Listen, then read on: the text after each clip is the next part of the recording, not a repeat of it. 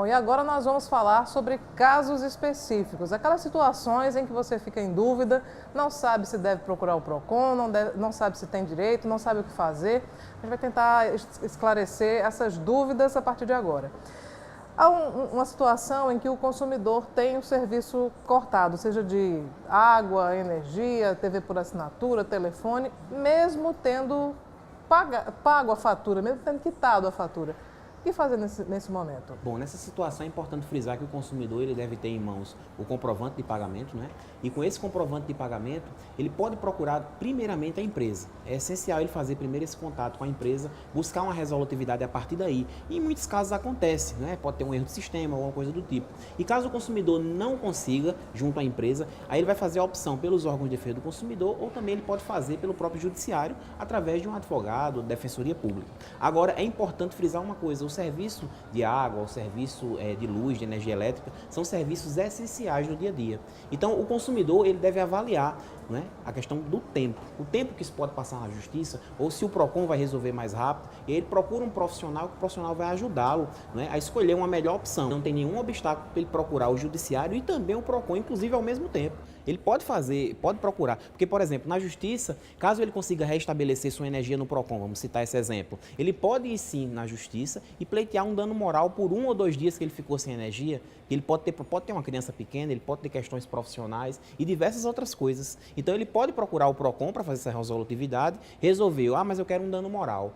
Procure um advogado da sua confiança e você pode procurar o judiciário e pleitear esse dano, né, esse dano moral que você teve nessa situação. Nós não podemos dizer, obviamente, porque não depende do advogado, depende do juiz, se nesses casos o dano moral será acatado ou não. Mas existe uma tendência. Qual seria a tendência do dano moral? Isso é uma situação um pouco subjetiva para eu poder traçar um valor ou uma ideia. Deve ser demonstrado um prejuízo, por exemplo. Vamos citar um exemplo aqui. Não, eu não estava falando nem de valores, mas assim, de percentual de ser acatado. Porque isso de também ser acatado ou não, isso. É um critério que o juiz também vai estipular quanto deve ser.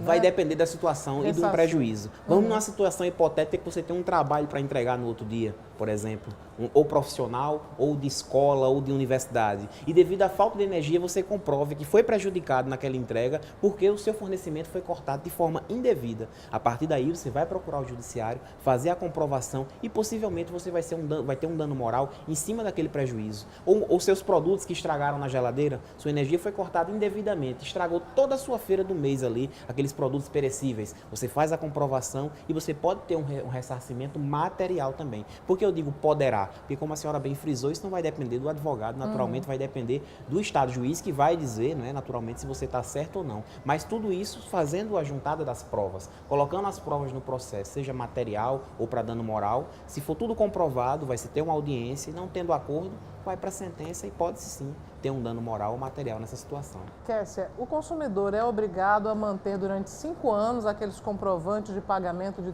todas as faturas? Em alguns casos 5, alguns casos 1, então varia, né? No caso, existe uma lei federal que ela diz que o consumidor, todo mês de março, é maio, salvo engano é maio, o consumidor ele vai receber um extrato dizendo tudo que foi pago durante aquele ano. Por exemplo, se ele deixou alguma fatura em aberta, ela não vai constar naquele comprovante. E ele vai que aquele comprovante vai substituir aquelas faturas que ele guardou durante os 12 meses. E ele vai guardar apenas um documento referente à quitação do ano, né? E lembrando, só fazendo adendo, o serviço é essencial, ele tem que ser contínuo, né? Então, o artigo 22 do Código diz isso, que essa obrigatoriedade, nesse caso, como vocês colocaram, havendo pagamento efetivo e a não prestação de serviço é caracterizado e, com certeza, é um bom processo para que o advogado possa ingressar para requerer danos morais, materiais e no PROCON, com certeza, se resolve em poucos momentos. Josiane, há casos em que há uma oscilação da energia e gera o dano nos equipamentos eletrônicos. O que fazer nesse momento? Bom, nesse caso aí também é a questão da comprovação. Você comprovar que sua televisão, seu aparelho eletrodoméstico, enfim, queimou, pifou por conta daquela oscilação, a gente também consegue, em sede PROCON, ter essa restituição. O consumidor compra um produto e só quando chega em casa ele verifica que o produto está fora da validade ou que não apresenta, mesmo estando na validade, mas não apresenta condições para o consumo. Qual o procedimento? O produto impróprio para o consumo, se ele for constatado na sua residência, você pode pegar esse produto, juntamente com a nota fiscal, voltar no supermercado para fazer a troca desse produto, né? Ou, naturalmente, pegar o seu dinheiro de volta caso ele não tenha.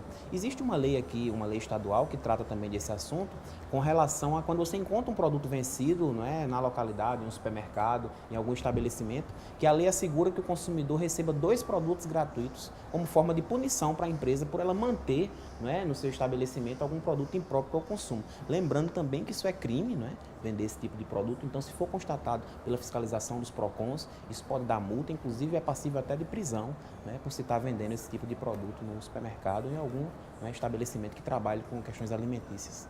Uma outra dúvida do consumidor é: um consumidor em atraso no pagamento da conta telefônica pode fazer a migração para outra operadora? Não. A Anatel, ela inclusive tem uma resolução que trata dessas questões e é bem claro lá, você pode fazer a portabilidade, mas se você tiver em débito, não, você tem que fazer o pagamento de todas as suas faturas, fazer todos os pagamentos, para aí sim você requerer ou cancelamento ou a troca. Porque se você tiver com 3 faturas atrasadas e pedir cancelamento, infelizmente não vai cancelar. E se você quiser mudar de operadora também não. Tem que estar todo kit, tem que estar tudo ok, tudo pago, aí você pode cancelar ou fazer a mudança. Essa questão da migração, na opinião de vocês, melhorou a qualidade do serviço ou não?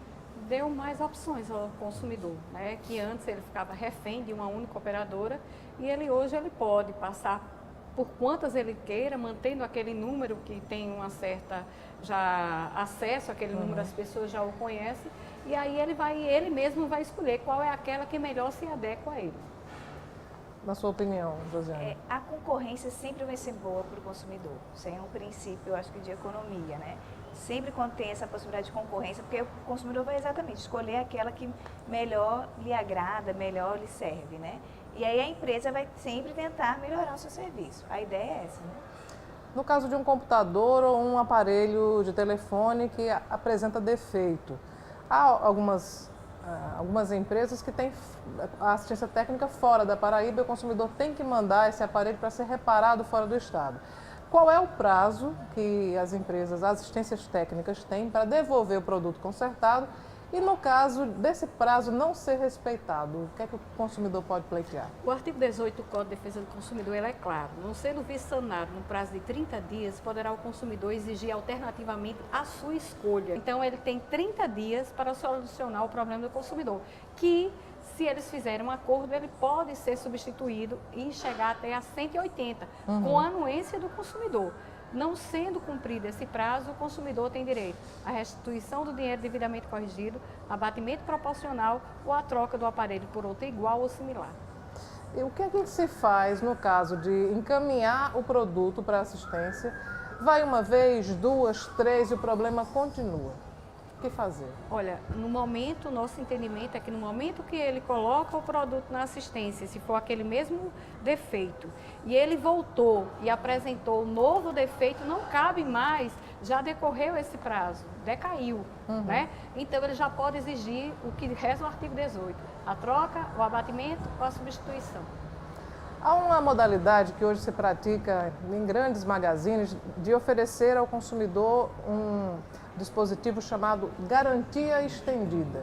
Qual a opinião de vocês a respeito? Vale a pena ou não? Bom, a garantia estendida, inclusive, é importante frisar que ela é uma espécie de seguro, não é? Um seguro. E a garantia estendida, ela tem suas vantagens e tem seus benefícios. Porém, é preciso o consumidor ficar atento a algumas situações. Muitas vezes é oferecida essa garantia estendida, se faz um contrato dessa garantia e quando o consumidor vai utilizar, não está disponível.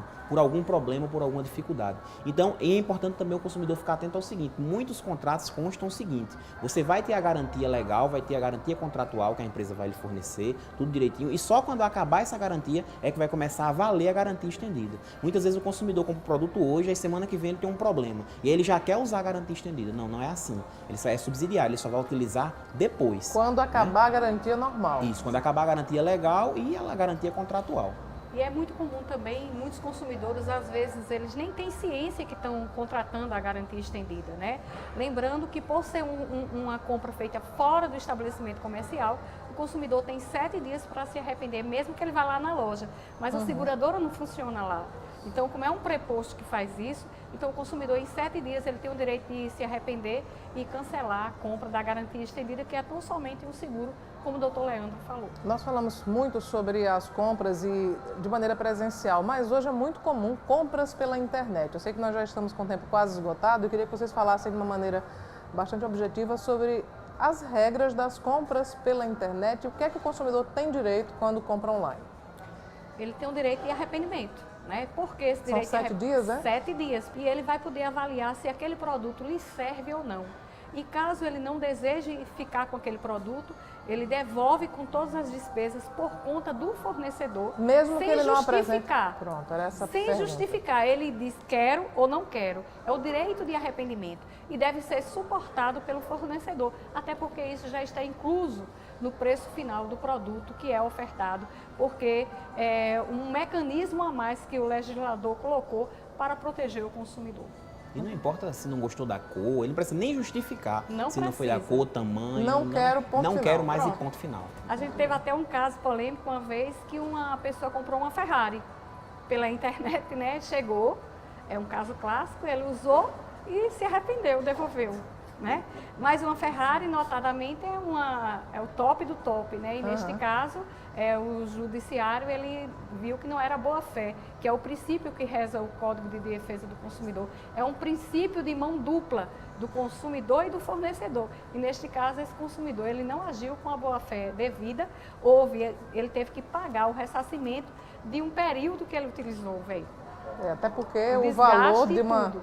O valor de uma Ferrari nova e de uma Ferrari usada é bastante diferente, né? Bom, eu queria agradecer, Leandro, Kessia e Josiane, pela presença de vocês e pelas informações aqui à TV Assembleia. A OAB Paraíba agradece o convite através da Comissão de Defesa do Consumidor e estamos sempre à disposição. O Procon Paraíba também sempre está à disposição de todos os consumidores e de todos vocês. É um prazer poder trabalhar junto. Procon Legislativo também, estamos aqui no Paraíba Palace, né, aguardando todo consumidor para prestarmos esse auxílio, né? Muito bem, o Em Discussão de hoje fica por aqui. Nós voltamos na próxima edição trazendo mais outro tema para o debate aqui na TV Assembleia. Até...